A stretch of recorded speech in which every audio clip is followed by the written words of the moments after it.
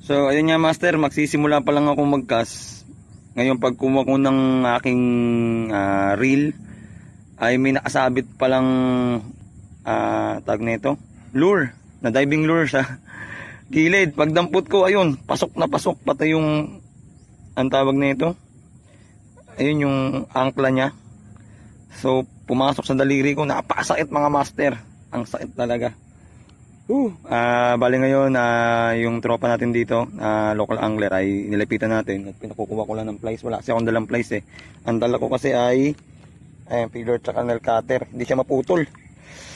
So napakasakit mga master talaga. Dapat talaga mag-iingat tayo lagi sa mga gamit natin, no. Hindi ko napansin kasi to. Ngayon alam ko na yung lure na to kung lalaki to.